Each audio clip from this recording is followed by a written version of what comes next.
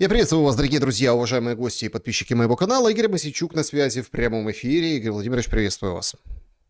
Приветствую вас, Александр, приветствую наших уважаемых зрителей.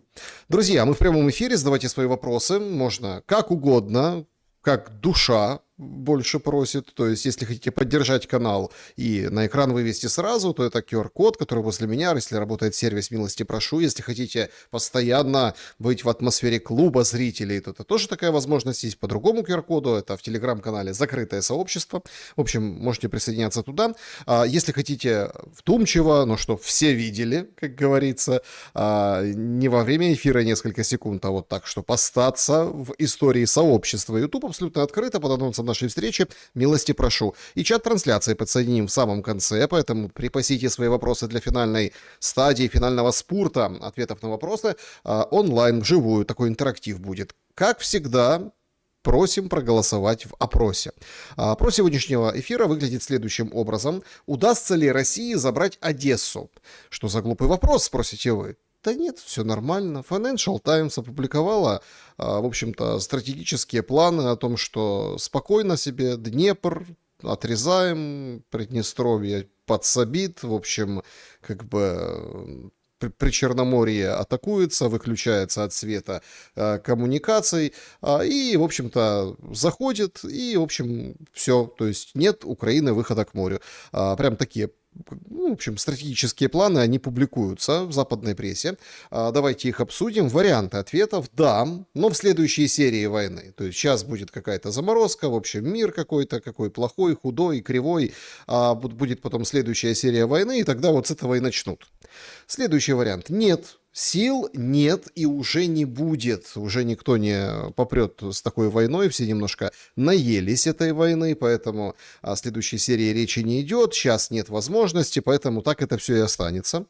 Да, при ударе с Беларуси одновременном. Сейчас много инсинуаций вокруг Беларуси. Сейчас вот как пойдут, как попрут. И вот если одновременно, собственно, оттуда и оттуда, как было в самом начале противостояния, вот поэтому, пожалуй, да, то есть раздергают силы и все. И четвертый вариант: да, но это будет без боя. Ну, то есть сложится такая внутренняя и внешнеполитическая обстановка, что Одесса уйдет без боя. Вот такие 4 варианта. Давайте обсудим вот этот материал Financial Times, о чем свидетельствует вообще появление такого материала и что за перспективы рисуют для Украины без моря. Александр, я не проголосую ни за один из ответов предложенного вами вопроса, потому что на самом деле речь идет о том, что сейчас решается не вопрос там Днепра, Запорожья, Одессы. Решается вопрос государственности, да или нет. Вопрос жизни целого народа, целой нации нашей. Поэтому потеря Одессы будет означать в дальнейшем потерю страны. Это будет означать обвал всего и вся. Статья в Financial Times, вы знаете, я ее видел, пробежал где-то. Я понимаю, что есть это в планах российского генштаба. Где-то я понимаю, что это возможно. Где-то кажется, что этого можно избежать. Скажу так. Вы, наверное, видели прогноз Морган? Какого периода? Ну вот последний о том, что сейчас Украина находится в периоде войны, где обсуждаемый нами с вами не единожды финский сценарий. Финский, да, финский сценарий. Угу. Да, он это самое, ну мы об этом с вами говорили несколько программ даже подряд перед этим. Он сейчас приемлем, но потом варианты будут хуже. И это так совпало. 2 дня назад была годовщина подписания так называемого Вечного мира между Речью Посполитой и российским государством. Что такое вечный мир? Это когда гетьманскую Украину, гетьманщину, казахскую Украину разделили между собой Речь Посполитая и, собственно, российское государство. Кроме этого, поляки продали российскому государству Киев за деньги, за грубые деньги. Это факт, это документально подтверждено. Если нынешние элиты, псевдоэлиты, их элитами назвать нельзя, готовы продолжать войну до, как говорится, последнего метра территории, то вот тот второй сценарий, который будет после финского. Раздел страны, кто-то кому-то что-то продаст, кто-то что-то купит. Ни у кого с украинцев никто ничего спрашивать не будет. Вот такой вот плохой очень сценарий. И тогда вопрос не об Одессе, мы понимаем, а о существовании государства. Но я хочу напомнить и западным так называемым руководителям, что через некоторое время была другая дата, годовщина которой была вчера, когда под руководством генерала Кречетникова на территорию Речи Посполитой вошли российские войска, в которых были целые полки, сформированы с украинских, с казахства нашего. И это был третий, последний раздел Речи Посполитой. Поэтому мыслящие на Западе, я надеюсь, там кто-то есть такой, они должны быть заинтересованы не в войне в Украине, а в настоящем стабильном мире, на финском сценарии, на том, который удастся наработать, он не будет приемлем и очень хорошим в душе для каждого из нас. Но мы должны выбрать.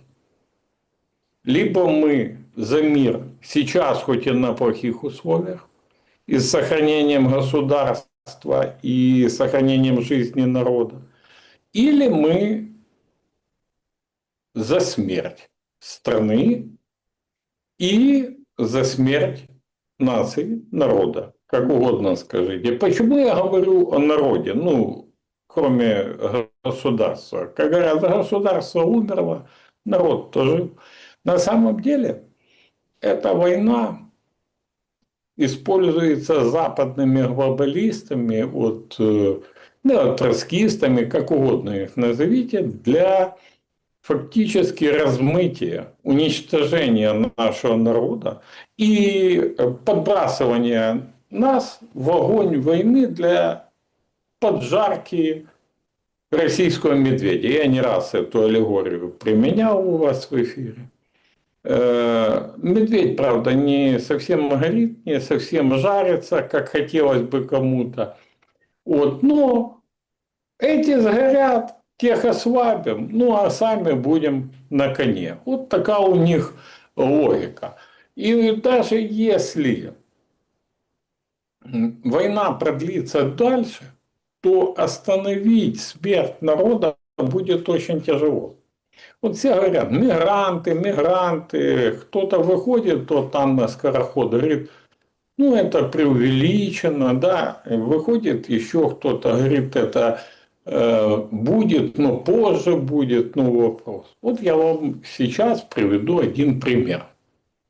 Буквально часовой давности. Час назад я встречался с 2 своими друзьями.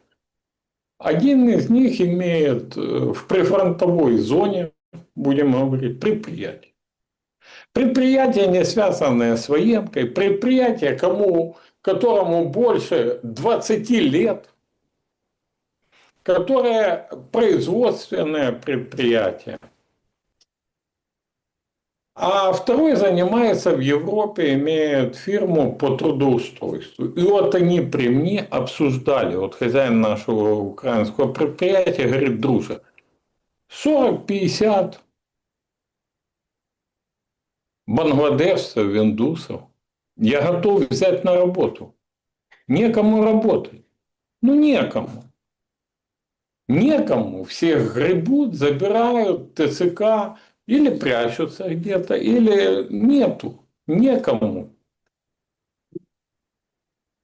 Это люди обсуждали при мне. Поэтому эта проблема есть. Она есть уже.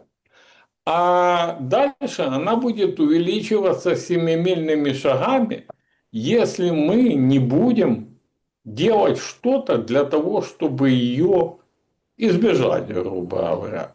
Принести мир на нашу землю, остановить войну и начать стабилизировать экономику, сотрудничать с выехавшими украинцами, с диаспорой новой. По факту мы за 5 лет новую диаспору имеем. И чтобы потом было действительно от кого рожать нашим женщинам. Потому что мужчин отправляют на фронт, замест них будут бангладешцы, индусы, пакистанцы, африканцы, кто угодно. И вот все, цель неотроцкистов достигнута фактически. Смотрите, насколько геополитически сейчас события вокруг Прибалтики нам демонстрируют то ли ну, такой какой-то апогей перед тем, чтобы Европа образумилась, все обо всем договорились и, в общем-то, пойти по самому щадящему сценарию, или наоборот, это именно то, чего так долго добивался где-то даже Зеленский. Это то, чего так долго добивался Зеленский. Сегодня очень такие новости тревожные, конечно, идут из Прибалтики. Во-первых, Латвия, да, уволили премьер-министра, министра обороны, но министр иностранных дел разразился вчера вечером заявлением, что давайте Калининград возьмем. А что это они тут такие в своем анклаве сидят? Давайте эту крепость разрушим, всем НАТО как навалимся и заберем. И Россия тогда, в общем-то, умоется и будет сговорчивее. На что сегодня отвечает Медведев о том, что маленькая моська тявкает, конечно, громко, истошно, и, в общем, СВР добавили интересных, скажем так, официальных заявлений от своего ведомства, что, в общем, центры принятия решений будут порежены, и НАТО не спасет и не поможет, потому что фактически дроны собираются запускать не просто с воздушного пространства Прибалтики, а конкретно вот прям с территории.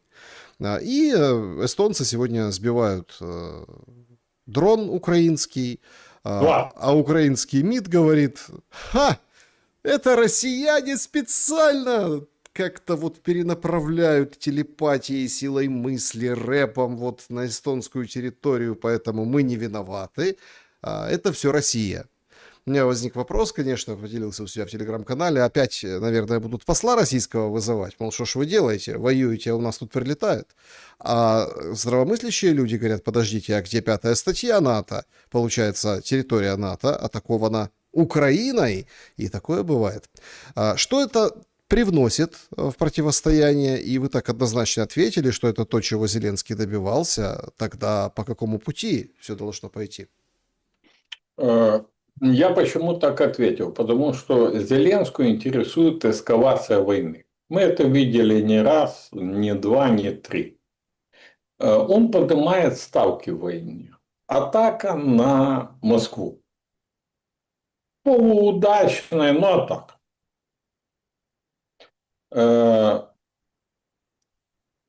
Должна быть ответка. Все это понимают. И это не Днепр. Атака через территорию Эстонии. Ну, Эстония понимает, что она может попасть под раздачу на ровном месте. И НАТО понимает. НАТО понимает. Почему? Потому что сбивали дроны Внимание, Александр, тут надо учесть. Естественно, не эстонские истребители. Дроны сбивали натовские, а конкретно румынские истребители, которые там базируются, охраняли воздушное пространство НАТО, и сбили 2 украинских дрона. И тут надо четко сказать, какая была реакция. Да, МЗС, 100%, как вы сказали, намололо чушь собачью о перенаправлении. Ну, если в России есть чем перенаправить, скажите, а почему они из-под Москвы не перенаправили никуда?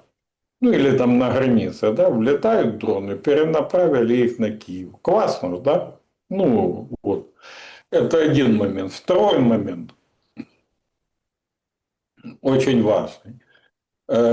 Дрон, когда летел, он был зафиксирован, его вели, куда он летел, откуда он был запущен, как он вошел в воздушное пространство Эстонии, был сбит.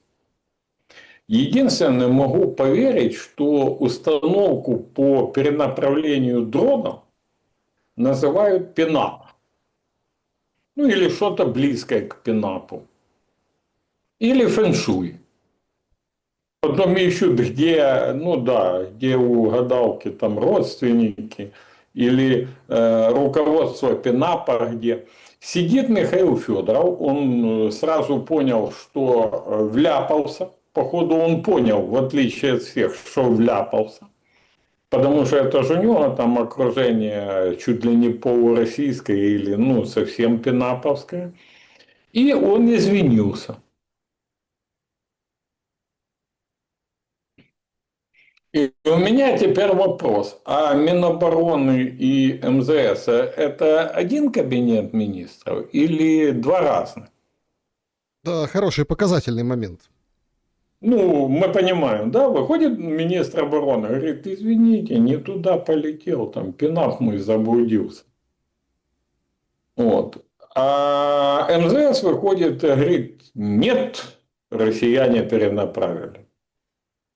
Один Кабмин, 2 разных международных серьезнейших мнения по серьезнейшему вопросу, фактически по нарушению воздушного пространства стран НАТО, как вы правильно. У меня возникает вопрос, это в преддверии того, что Буданов должен стать на место Свириденко, о чем будановцы ходят, уже в открытую говорят, или в преддверии чего? Такая разница, в мнениях в одном Кабмине. На самом деле было бы смешно, но происходит ситуация, когда остатки поддержки, остатки какой-либо можно потерять даже от прибалтийских стран. Потому что они понимают, что их фактически втягивают в войну. Понимают их народы, начинаются отставки. Мы видим все, что происходит у них. Начинаются движения. Естественно, Россия говорит, это с их территории запускают. Но они понимают, что не с их. И начинают сбивать, показывать, откуда летело, куда прилетело, где сбило. Выходит Сибига, я правда не знаю, на каком языке он это объяснял, рассказывает это самое, что перенаправили. Тут другое. В мире начинает складываться впечатление, что в Украине неадекватное руководство страны. Что дали гранату в руку обезьяне зеленой, и она бегает с ней по миру и может подорвать. Давайте еще посмотрим заявление Греции по надводному дрону, который плыл тоже неизвестно куда и приплыл неизвестно куда, нарушив все территориальные воды, и так далее, и так далее. Если так будет продолжаться, то в один прекрасный момент действительно можно подойти к краю пропасти, и закончится это очень плохо. Интересно другое. Сейчас ядерные учения в Беларуси, если были вчера, да, начались, а сегодня начались в России тоже ядерные учения. И есть же четкий посыл, четкий сигнал, что если столкновение с НАТО, ну вот прямо с НАТО, оно не будет конвенциональным. И это все прекрасно понимают. Вместе с этим сегодня, вот уже мы в прямом эфире, уже есть там и кадры, в общем, Путин прилетел в Китай, а Мерц его как бы вот издалека просит как послушать Си Цзиньпина, чтобы Си Цзиньпин надавил на Путина, чтобы, в общем-то, война закончилась, и вот смотрите, мы такие за мир, за мир, за мир. Но сами это понятно, готовятся к войне, и, в общем, об этом свидетельствуют и контракты с тем же Федоровым и Пинапом, которые Писториус подписывал, да и сами заявления Писториуса последних дней такие достаточно воинственные. У меня тогда возникает вопрос. Вот все говорят, Европа разрознена, но проблема-то в том, что общая угроза войны, она ведь не только сплочает против, как там, агрессора, говорят, вот, давайте... Она же не только вокруг Украины, она и против Украины сплочает. Как вы думаете, сегодняшняя главная встреча дня, это Путина и Си Цзиньпина, насколько будут об Украине, потому что мы слышим и видим в прессе, да, как описывается этот визит, какие там гости, я имею в виду состав, который поехал с Путиным, какие вообще как бы наметки выкатывают по силе Сибири-2, например, там, да. Ну, кажется, что Украина тут вообще ни при чем, но Зеленский, который, ну вот сегодня там в западной прессе обвинили, что в Китае готовили 200 российских солдат, и часть из них поехала на фронт в Украину. А Зеленский, который там говорит, вот там комплектующие китайские, вот там параллельный импорт, все плохие, и США плохие, потому что они там вывозят вот эту нашу пшеницу с неподконтрольных территорий. А вообще смотри, с кем ты, Путин, встречаешься. Вот вчера буквально обстреляли корабль, китайский собственник. Пытается, вот прям пытается, вот так носом бьется об эту витрину и пытается попасть внутрь вот этого процесса. Достаточно ли плотное ограждение, или все-таки правы те, кто утверждают, что на встрече Путина и Си Цзиньпина ну, фактически как бы суммируется основная позиция по Украине в том числе? Ну, я думаю, во-первых, Украина займет в лучшем случае 5% всего обговариваемого массива информации и времени, если займет даже. Это во-первых. Во-вторых, ну, мы же видели, как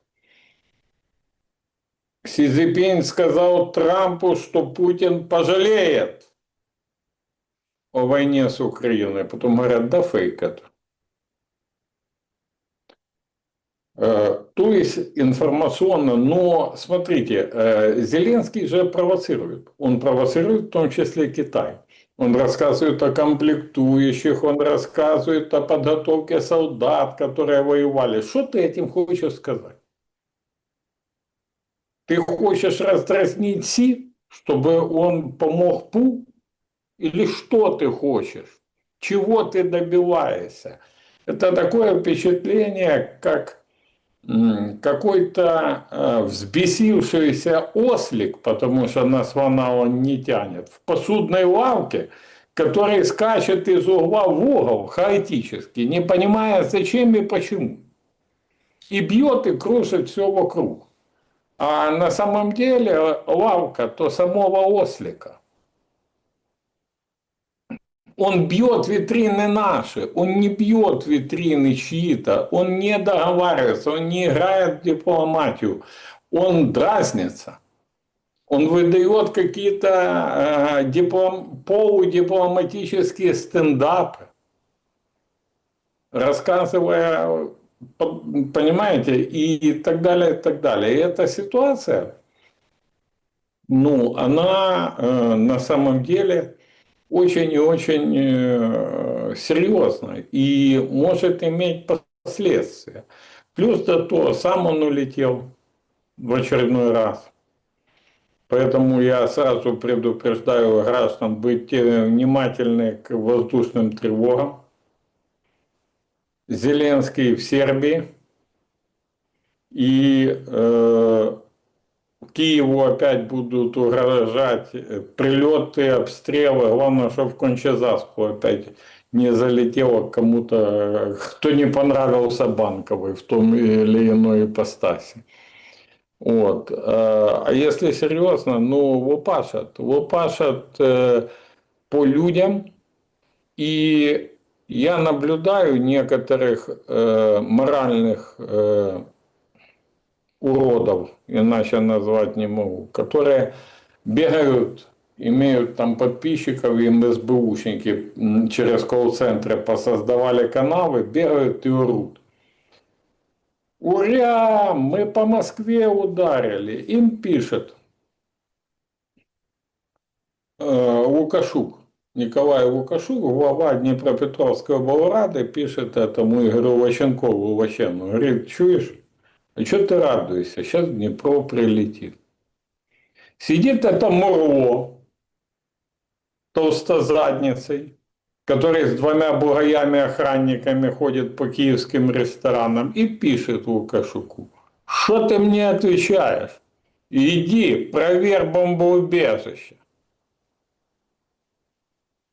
Понимаете? Якесь, я извиняюсь, чмо малолетнее, главе облсовета указывает, что надо проверить бомбоубежище, а сам будет вводить в эйфорию украинцев от каких-то ударов, результаты которых никто не может толком описать. То есть уря мы ударили по Москве. Видели, что там какие-то бочки горели с... Ну, дыма много было. Почки, дальше. Индуса убили на стройке, троих ранили, Подмосковье, да, ну и там в дома повлетало, то есть попортило фасады, разрушило там пару квартир. Ну это то, что мы видели. Понимаете, я ж практик, я подхожу к этому очень практично. Какой военный результат? Чем это помогло воюющей стране, воюющей армии, ну, грубо говоря, помогло? Нет. Вызвало обратный удар? Да. 2 дня Днепр и это ж не о Днепре, дальше будет хуже. 2 дня Днепра вообще, ну, такое впечатление, что там собралось все, что угодно. Сносилось, летело, что только может полететь и так далее. Порадовались? Порадовался утрусок? Что, понимаете, нормальный человек не может радоваться ударам.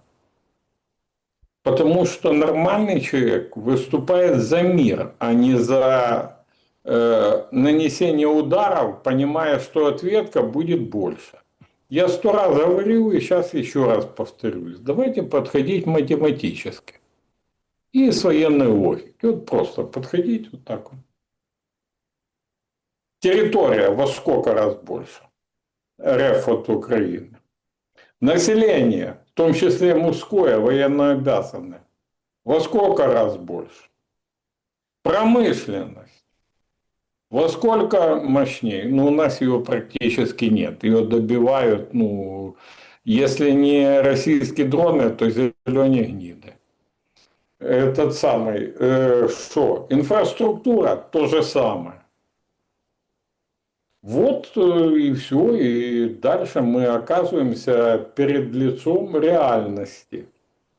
А реальность такова. Очень правильно, ну не зря это самое большое предприятие мира, я про Морган. Не зря они сделали такой прогноз. Или сейчас финский сценарий, или потом, ну потом я описывал, что потом. Да и на фронте как-то кисло. Сегодня странности такие пошли. Только военный написал о том, что карманы возвращаются на линию фронта. в районе Покровска ВСУ попали. Ну, сейчас не называют слово «котел», это там, может, не совсем точно, или там говорят, это россияне так называют, мы называем «карман». Ну, типа, карман как-то звучит более мягко, по-граждански, но суть от этого не меняется. А Deep State публикует, что все, в общем-то, Покровска нет на картах, даже Deep State. Его давно, понятное дело, нет. Это все там серая зона, там кусочек был, но как бы дело вот такое. Выходит Сырский, ну, это самое свежее, во время эфира появляются его вот эти, скажем так, мысли. Он там комментирует мобилизацию, про мобилизацию пару слов скажем немножко позже. Но он говорит, что линия фронта будет расширяться. Вот вы заметили на противоречии, поймали условно министра обороны Федорова и министра иностранных дел Сибигу. Так вот сегодня такое же явное противоречие. Выходит Полиса и говорит, нет, ну это потенциально всегда угроза, мы готовы, помним 22 год. Ну, в общем, такая очень и очень как бы напряженная, но достаточно адекватная риторика. Ну, типа, понятно, что если они оттуда пойдут или будут, там мы должны, мы вынуждены, мы защищаемся и так далее. Выходит Сырский со своим интервью и говорит, фронт будет расширяться. А что, вам же верховный главнокомандующий сказал, что там угроза со стороны Беларуси? Так вот, говорится, пожалуйста. То есть Сумское направление, проблемы в районе, ну, скажем так, Донбасс, Лиман, вот этот Славянск, то же самое. Дальше. Вчера сообщили о продвижении на вот этом стыке, самом успешном за последние дни для вооруженных сил Украины. Это 3 областей в районе Донбасса, Запорожской, Днепропетровской и Донецкой. Да, есть сообщение от ГУР, как спецподразделение «Артан» зачислило там нескольких человек, и получается, что освободило Степногорск. Заодно все посмотрели, что такое Степногорск сейчас, что там хаты высотой по пояс, точнее их остатки и руины. Ну и, собственно, вот и все. Нормальный такой населенный пункт, но звучит красиво для потужных сводок, пожалуйста. Как вы оцените, вот мы так начали с больших планов, а текущую ситуацию на передовой? Текущая ситуация плохая. Людей нет, вооружения нет, деньги где-то в дороге. Да, вооруженные силы как могут сдерживают противника. Насколько это может продлиться, Александр, это тяжело очень сказать. Вот вы поставили опрос, на который я не захотел отвечать ни на один из вариантов. Потому что если обрушится фронт, это будет крах. Это будет перечеркнутый финский сценарий, о котором мы не раз говорили. Это будет потеря юга. Это будет фактически дальнейший новый этап, если начнутся мирных переговоров, это будет что-то типа вечного мира. То есть раздела фактического. Если кто-то этого хотел, я этого не хочу. Я хочу, чтобы мы четко понимали, что сейчас мир на самых худших условиях – это лучше то, что будет через несколько месяцев. Я уже не говорю, что за эти несколько месяцев будет потеряно сколько жизней, территорий, ну и так далее, и так далее. Поэтому дела на фронте не ахти. Они реально не ахти. Если будет открыт еще участок фронта один, как говорит это Сырский, да, наверное, же опираясь на какие-то свои видения, знания, может, родственникам в Россию звонил, я же не знаю. Это самое, значит, это закончится очень и очень плачевно, Александр. Это закончится не просто там потерей какого-то населенного пункта, даже круг. Нет, это закончится валом, и это закончится крахом, который потом перерастет в лучшем, опять же, случае. Вот сейчас для нас все говорят, Какой финский вариант? Да вы шо? Не-не-не-не. Как можно? Мы теряем, нельзя, воюем. Этап второй раздел. Этап третий, конец. The end. Нет, ну чего вы так? Ну вот Сырский говорит о том, что потери России в 3,5 раза больше, чем наши, а убитыми вообще и в 7 раз больше. И ну, это как бы, ну, Как я откровенно. вижу, обмен телами, считаю, кто-то врет. Либо координационный центр по обменам врет, либо Сырский врет. Ну, я склонен к тому, что Сырский. Учитывая, что общаюсь постоянно с матерями, женами, дочерьми пропавших без вести, то я склонен к тому, что Сырский врет. Вот и все.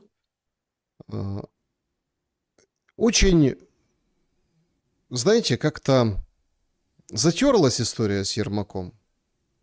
Ну вот давайте, и суток не прошло, как он вышел, а уже как-то, в общем-то, о другом, да о другом все.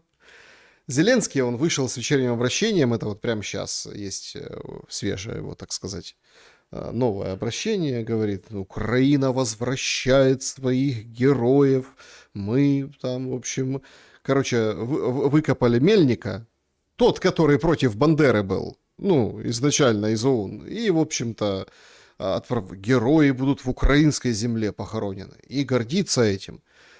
Так как ты немножко за голову хватаешься, чем ты гордишься, на самом деле лежал вот там спокойно, где лежал, ну, это как бы дело такое. Но тут во время как раз-таки тяжелейшего обострения, во время, собственно, таких перипетий, он, видите, достояние вернул вот этой вот Украины, которую он собирается поддерживать. И такое ощущение, что Ермака нет. Представляете? Не стало. Был-был, да сплыл. Поэтому я так задам вопрос. Какие последствия и какие авторшоки от землетрясения 3 ночей Ермака в СИЗО мы имеем? Александр, ну, сначала про возвращение праха Андрея Мельника. Вы знаете, я тоже не раз у вас говорил, что вообще в идеале было бы иметь пантеон памяти и левых, и правых, и тех, кто между собой воевал, как в Испании есть, да, построенные долина павших, все. Ну, всему еще есть место и время. Понимаете? И это должно быть консолидированное мнение общества.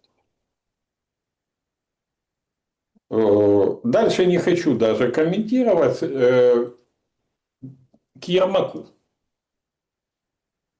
Смотрите, многие думают, да что это было за такое шоу, фин-шоу со сбором денег. Ну и стебутся там, еще что-то делают. А я вам скажу, что это было. На столе в НАБУ лежит второе подозрение Ермаку. И нужно было время, чтобы провести переговоры с так называемой фронтой, чтобы это подозрение НАБУ не вручало.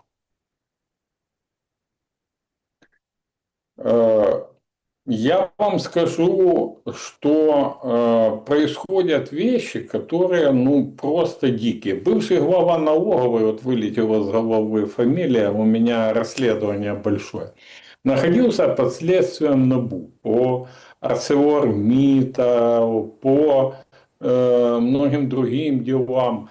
В Германию сбежал, разыскивали его, подавали в розыск. Все, дело закрыли.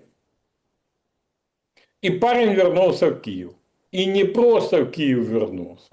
Советник в Юлии Свириденко. Ну, думаю, готовят. Свириденко хорошо работает. Она сегодня выходит и говорит: ВВП плюс 0,9%. Думаю, готовят на руководителя налогов. Теперь о том, что происходит. За Ермака договорились, он вышел, готовит, думаю, ответку. Я бы на месте там Фронды, там это, Арахами, еще кого-то, я бы пересел в бронированные машины или вообще поехал от греха подальше родственников и друзей в Монако или где они там, ну, проведывать. Потому что парни Опять будут портреты закапывать в землю на кладбище? парни с хрустальными глазами уже навели взгляд, и Александр Поклад на месте, все, он поддерживает президента, поддерживает Андрея Ермака. Если не верят тому, что я говорю, могут сходить к Буданову спрашивать, тот может за Дениса Киреева рассказать и тому подобное. То есть ситуация обострена до предела. Идет противостояние вот этой фронты, Буданов, Федоров, Арахамия с Гетманцевыми примкнувшими, Петя рядом где-то, ну, Порошенко я имею в виду. Вот этой фронты против Зеленского, Ермака и Ермаковщины, ну, грубо говоря. То есть хотят заменить Будановщину, вернее, Ермаковщину на Будановщину Так поменять. это одного поля ягоды. Вообще одного. Абсолютно. Я Ну, это пытаюсь. после того, как Тегибко, советник Буданова, его компания внесла 8 или сколько там миллионов, ну, тоже скинулась, ну, все стало ясно, как белый день. Так посмотришь, Значит, думаешь, Тегибко. значит, скажу так.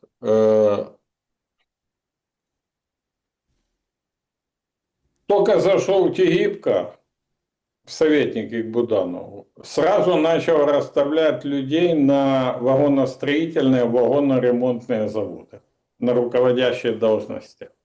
Сразу есть такой Ефимов, который типа подставной хозяин вертолетной площадки. Сразу сегодня его человек уже зашел на Центрэнерго. То есть, Александр, нету, вы абсолютно правы. Никакой разницы между одними зелеными гнидами и вторыми зелеными гнидами, которые поссорились и борются за доступ к золотому унитазу или к бюджетному корыту или к финпотокам, ну, западной помощи нету. Никакой разницы. Они все выступают за войну, они все выступают против мира. Больше того, и фронта, и, естественно, Ермаковщина видят только Зеленского во главе процесса. Ну, Почему? для фронта это самый прекрасный фунт, потому что они его хотят обсесть. Сидеть на потоках, а он хоть бегает там по миру с протянутой рукой, ну, долю малую дадут. Ну, понимаете, да? То есть он им выгоден как фунт. У них нету кого усаживать на место, на электрический стул, на котором по факту уже Зеленский, ну, прыгает своим зеленым дуплом. А этот самый, ну, Ермакова, потому что все его люди. Ну, вот Буданов сейчас глава офиса президента. Он имеет одного единственного помощника. Но в то же время его люди ездят и рассказывают. Скоро он будет премьер-министром, скоро, вот сейчас, потом подпишут мир, Буданове, Герасимов. Я это все слушаю, говорю, ребята, вы вообще в своем уме? Какой мир может подписывать Герасимов? А какие полномочия будут у Буданова? Это парламент должен премьеру, если он станет им, делегировать каким-то образом при отсутствии президента. Понимаете, да? То есть это, ну, вы, говорю, какие сказки несете вообще с этого сумасшедшего дома. Более того, ну какой из Буданова премьер? Такой же, как и Свириденко. Ну да, такой точно. Ну а чего? Нормальный премьер. Мыло, вышел, сказал, этот самый Тегибко будет, наверное, первым вице-премьером. Понимаете? То есть, Смотрите, я хотел бы вот тут в этой связи, вот вы говорите, все там типа за Зеленского, да?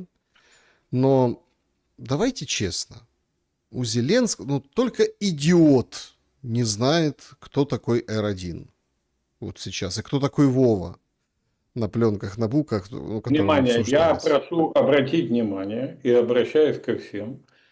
Я называю в этой всей истории этого человека Вовой Кладбищенским. Почему? Потому что у нас есть Чернышов Че Гевара, у нас есть Андрей Хирург, у нас есть Миндич Карлсон, но у нас есть какой-то Вова. Вот если назовут какой Вова, то я не буду называть кладбищенским. А Нет, так как смотрите, Вова... песок с кладбища завозили. Нет, Вова Кладбищенский некорректное название, хотел вам сказать. Почему? Потому что Вова Кладбищенский это Петров, у которого была бронь на кладбище, понимаете? Не-не-не. Тот Вова в подметке этому не годится. Хорошо, так а что Смотри, Зеленский? Смотрите, на самом-то деле, давайте будем откровенны. Удар не шуточный. Удар по самому-самому, вот прям, все говорят, вот, снаряды ложатся ближе. готовился удар еще ближе. На пленках точно есть голос Елены Зеленской, ну и самого Владимира Кладбищенского. Вот, но они задействовали антикриз. Классный антикриз. Смотрите, весь день боты, которые у меня в чате рекламируют то ли этих женщин легкого поведения в интернете, жриц любви. да, то ли казино какие-то, ну, понимаете, да, то ли колл-центры, ну, какие-то.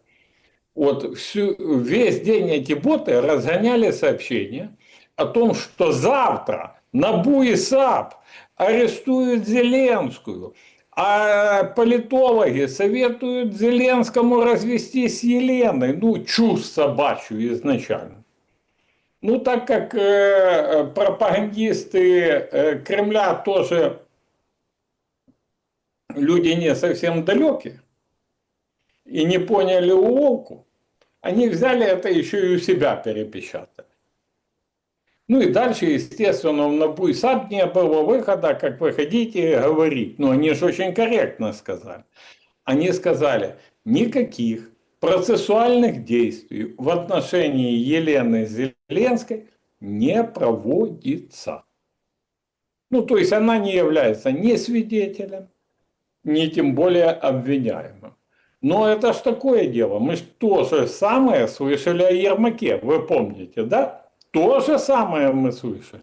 В отношении главы офиса президента никаких процессуальных действий не проводится. Дальше сами все видели. Поэтому этот козырь фронта оставила для себя, и их, правда, ударили сильно этим вбросом, да, которые разгоняли, притормозили это все. Сейчас будем наблюдать развитие событий, но я еще раз говорю, это одни и те же, с одного кубла, зеленые гниды, которые цепляются друг другу в горло, бьют друг друга по рукам, воюя за золотой унитаз, доступ до бюджетного корыта и финпотоков международной помощи. Ну, давайте так. Зеленского, я вот, чтобы мы понимали, Зеленского сбивают или отводят в сторону? Нет, Зеленского не будут сбивать. Отводят в сторону, он им нужен как фунт. Его не будут сбивать, его будут принуждать выполнить условия фронта. Все. Его не будут сбивать. Им некого ставить на место Зеленского. Они полностью работают над тем, чтобы его контролировать процессы, ну и так далее, и так далее. Ну, вот как раз, видите, тревога в Киеве, угроза баллистики в ряде областей. Ну, я объявлена же тревога. говорил, Кладбищенский уехал, можно страну в кладбище превращать. Мгм. Так, значит, друзья, подведем итоги. Много ваших вопросов вижу, поэтому подведем итоги нашего сегодняшнего опроса и перейдем к вопросам для Игоря Мосейчука. Если какой-то вопрос не попал, не заметили, Игорь Мосейчук берет вопросы и, конечно, у себя в подобной рубрике отвечает на эти вопросы. Поэтому, чтобы не пропустить и задать возможность, вот, иметь возможность задать вопрос, да, Игорю Владимировичу, подписывайтесь на его канал. Телеграм, конечно же, YouTube канал. Милости прошу. Итак, удастся ли России забрать Одессу? 7% да, при ударе с Беларуси. 23% нет, нет сил и не будет. 26% в следующей серии войны. Ну и 44% это будет без боя. Все-таки, понимаете? Ну, это, видимо, вот к тому варианту, о котором вы не хотели говорить, вот это вот все, потому что когда все рухнет... Не, я не хотел, я сказал, тут это просто этого варианта нет, это не одна Одесса, это потеря, это крах, это исход, понимаете? То есть, Александр, тут не то, что я, такого варианта ответа просто не было. Это исход, это конец и крах, потому что это, ну, речь идет не об Одессе, маме, как просто город или просто выход к морю. Речь идет об отсекании юга, потере левобережья в районе Днепра и Запорожья, выход на Полтаву, Чернигов и, соответственно, на Киев. Понимаете? То есть речь идет о крахе. Если это состоится, это крах и исход. Поэтому я и говорю, что сегодня мир и финский сценарий, о котором Морган опубликовал, а мы с вами перед этим год рассуждали вокруг него, это последнее сейчас окно возможностей. Дальше будет хуже. Перейдем к вашим вопросам, уважаемые зрители. Начнем, давайте в этот раз, с сообщества YouTube. Кристина пишет. Добрый вечер, дамы и господа. Игорь Владимирович, слухи о безумной коррупции, даже о предполагаемом аресте Зеленской, дошли уже до нашей провинциальной Греции. Сегодня у нас на фабрике обсуждали это дело рабочие. Когда дойдет, в кавычках, до придурков из Брюсселя? Смотрите, придурки из Брюсселя в курсе. Просто они в доле и в теме. В теме и в доле. Тони Шибаев. Игорь Владимирович, что делать украинскому правительству, когда закончится война и будут приходить западные инвесторы, в кавычках, и предъявлять сертификаты, выданные Зеленским, на землю, на недра, Да, на остатки промышленности, на все, короче. Слать их на юг, это значит отрезать себя от всего западного мира, и значит так и не стать транзитным мостиком между Западом и Востоком. Какова будет экономическая концепция, как вы ее видите?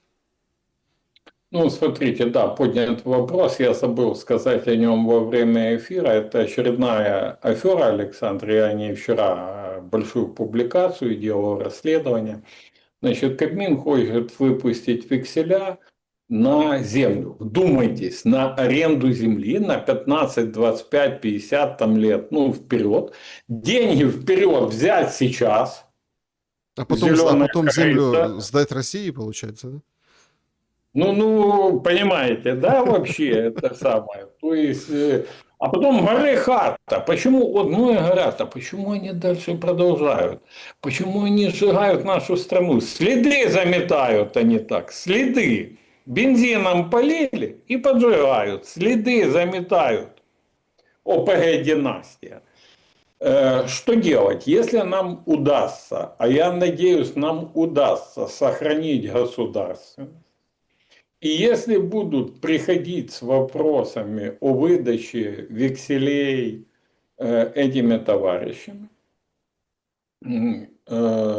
придется серьезно разговаривать. И первое, что сделать, это заявить, что преступный режим Зеленского, который узурпировал власть, не имел никакого права в нарушении украинской конституции выдавать любые векселя на что угодно, подписывать любые соглашения. Если вы не согласны, это ваши проблемы. Отрезать от западного мира.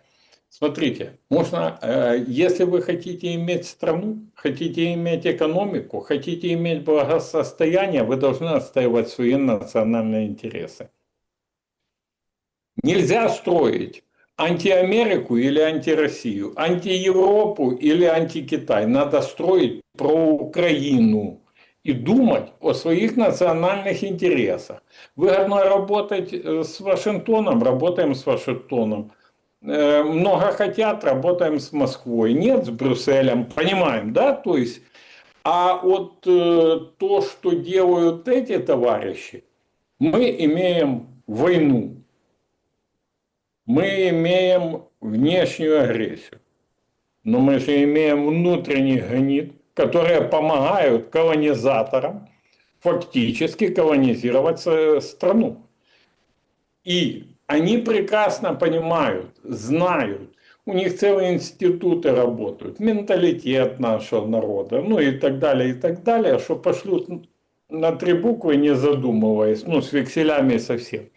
Поэтому и народ уничтожают. Поэтому идет вот это размытие культурных, религиозных, национальных, крови, ну всего размытия, что только возможно. Мужчин утилизировать, завести кого-то, чтобы полностью разорвать цепь, кровно-духовную связь мертвых, живых и нерожденных, уничтожить народ, уничтожить нацию. Это их цель. Если мы это остановим, остальное будет легче. Экономическая концепция одна.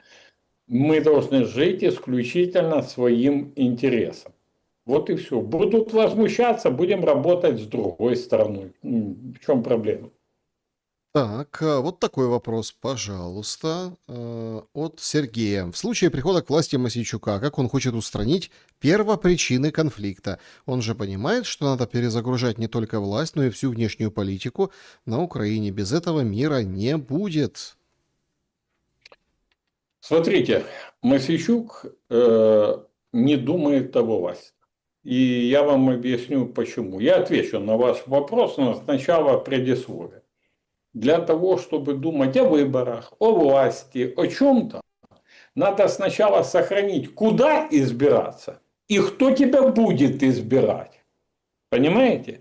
Поэтому Вы если думаете, сейчас, вас индусы не выберут? если Александр, Почему? Точечку намалевали там, вот это. прикол засчитан. Это самое, значит, если сейчас не остановить войну, не вернуть мир, не будет куда избираться, и кому избирать не будет. Это раз. Второе, по тому, что вы говорите, первопричины конфликта. Да. Я еще раз повторюсь. Надо прекратить строить антироссию, антиамерику, антиевропу, антипекин. Прекратить бегать, продавать свой суверенитет. То в Москву, то в Вашингтон, то еще куда-либо. Надо начать жить своим умом. Раз. Второе, повторюсь, не раз говорил. Надо сцементировать страну со средины. Это будет очень тяжело и очень непросто. Мой рецепт – это мораторий на все вопросы, которые разделяют страну. Я назву основные, но их десятки. Зеленые гниды их наплодили, ну вообще уже. Не там пукнул, а тот пукнул там. Я извиняюсь, но приблизительно выглядит так. Я предлагаю мораторий на вопросы языка на 25-30 лет, на вопросы религиозной, церковной принадлежности, вероисповедания, на вопросы национальных героев и на все, что разделяет людей. Ну, мы в 21 веке. Илон Маск демонстрирует наушник, который переводит с одного языка на другой, или с нескольких даже одновременно. Теряет смысл профессия переводчика. А мы остаемся в 19 столетии на уровне товариства просвіта имени Тараса Григоровича Шевченка. Митя, вопрос. Привет со Жмеринки. В случае эскалации событий на фронте не только украинскому усилится мобилизация, вследствие чего будет больше конфликтов гражданских с ТЦК с фатальными последствиями. Кому выгоден профит с этой мрачной ситуации? Неужели это очередной геноцид людей на этой территории ради земли, воды и прочих плюшек? Или все-таки англосаксы так сильно ненавидят славян? Мира и добра вам. Первое, это геноцид. Второе, это не англичане, просто проводники главные сейчас этой идеологии. Это идеология неотроцкизма, это идеология глобализма, как угодно назовите. Есть этносы, есть нации, которые объединены культурой, религией, традициями и так далее, и так далее. Для того, чтобы ими управлять, а особенно, чтобы завладеть их территорией и всем, о чем вы говорили, ресурсами, надо разорвать кровную духовную связь. Кровную рвут на фронте, духовную рвут, мы видим, каким образом. Церковный вопрос, культурные вопросы и так далее. Синяя борода. Игорь, скажите, Россия угрожает разрушительными ударами, и в этот раз это не выглядит как пустая риторика. Оцените реальность ударов. Как вы полагаете, такие удары по пунктам и персонам, принимающим решения на территории Украины, помогли бы это процессам в Украине? И как вы к этому относитесь? Спасибо, Александр, всем добра. Я вам сейчас скажу вещь, которую мало кто так публично озвучил. С 2022 года, с начала большой войны, где-то там с первых месяцев, и по сегодня генерал Буданов, руководитель Главного управления разведки, с генералом Алексеевым, главой Генерального разведуправления Российской Федерации Минобороны, тот, в которого стреляли в Москве, находились на связи, проводили постоянные контакты, которые, как правило, проходили на Ближнем Востоке, в арабских странах. Я даже знаю людей, которые площадку для переговоров, для них организовывали и тому подобное. Существовал договорняк о том, что по центрам принятия решений ударов не будет, о том, что если Зеленский едет на фронт, туда не летит, если едет Путин, туда не летит, и подобные вещи.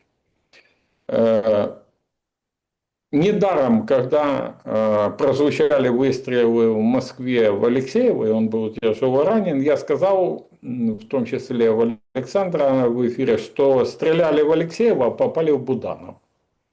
Все же понимают уровень, если люди в такую тяжелую войну проводят такие тяжелые коммуникации и все, и тут вот это вот.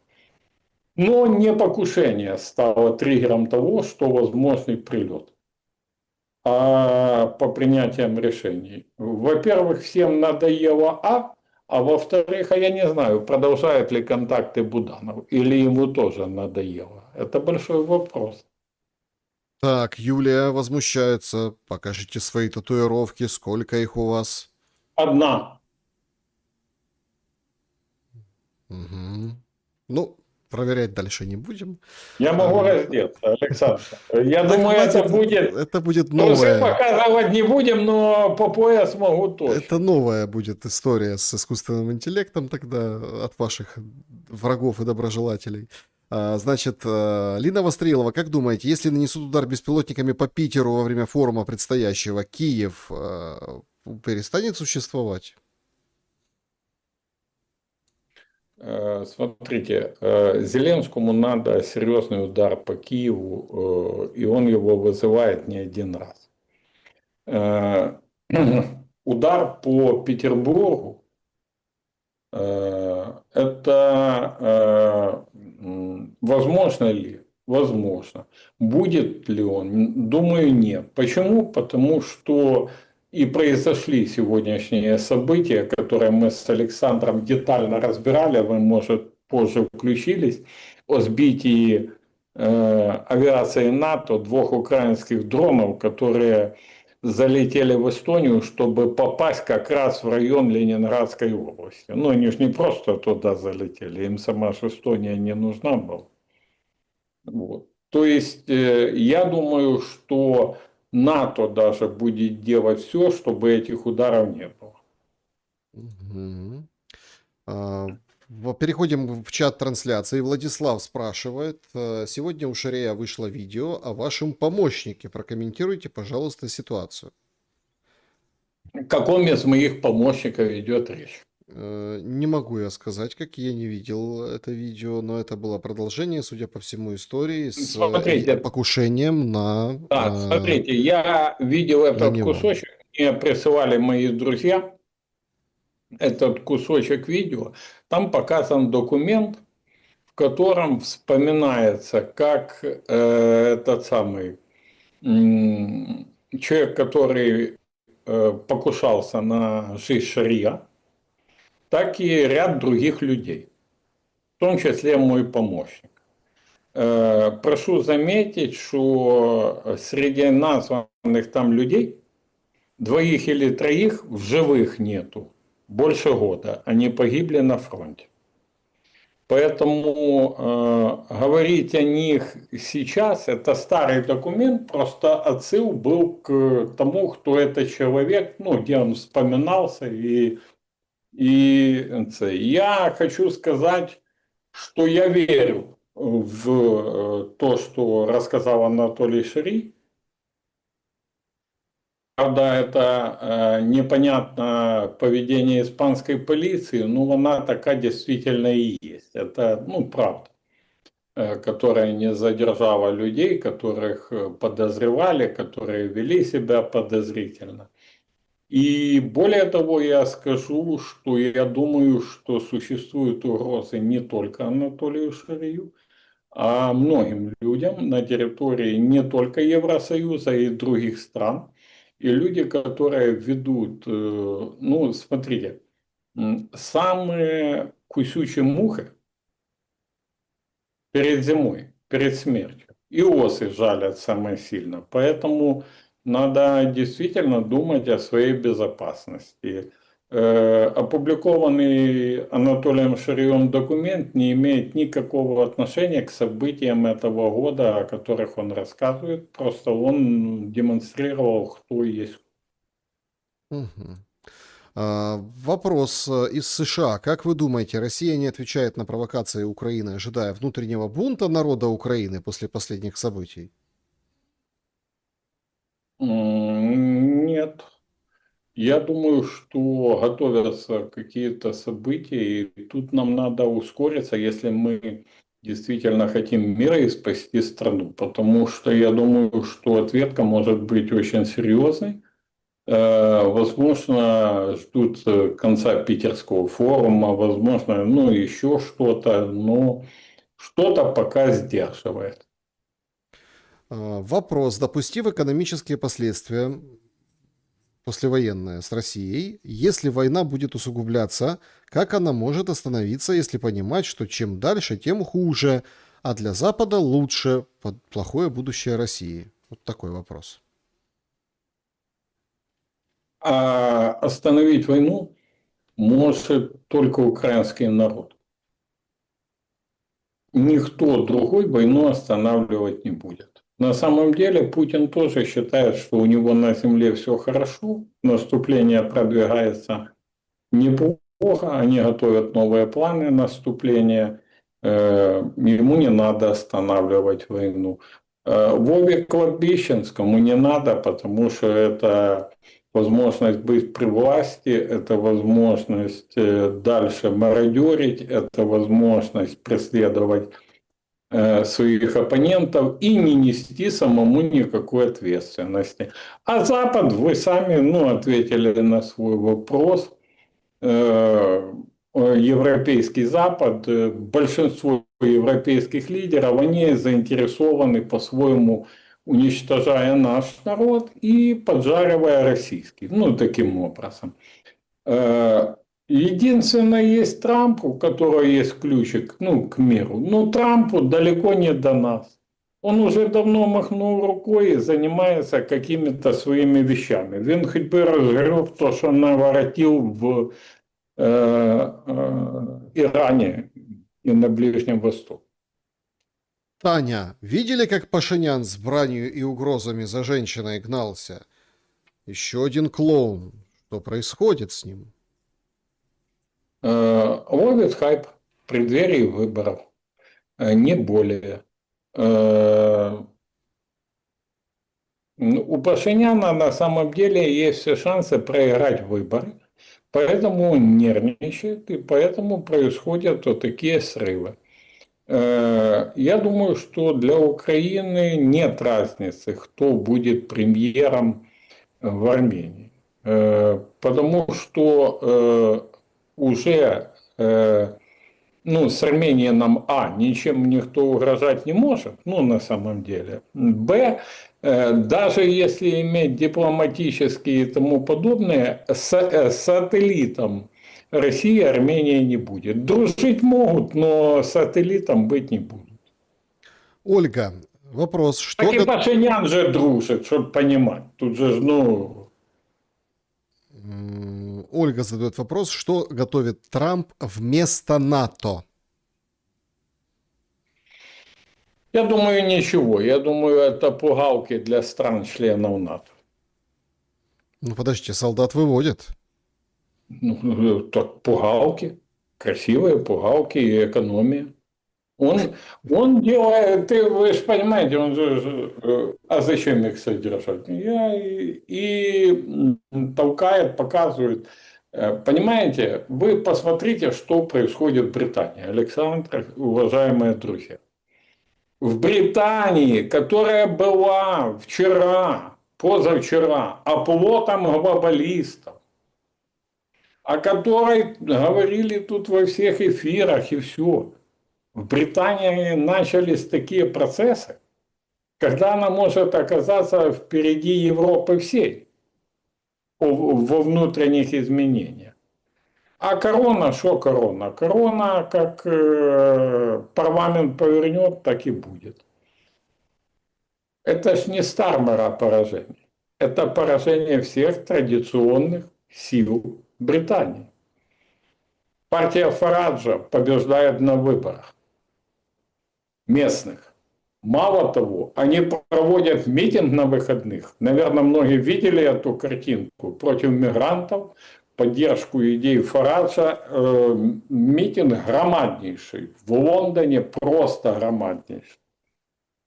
Но самая главная проблема традиционных политических сил Британии в другом. Она в Шотландии. Там проснулся дух Уоллеса.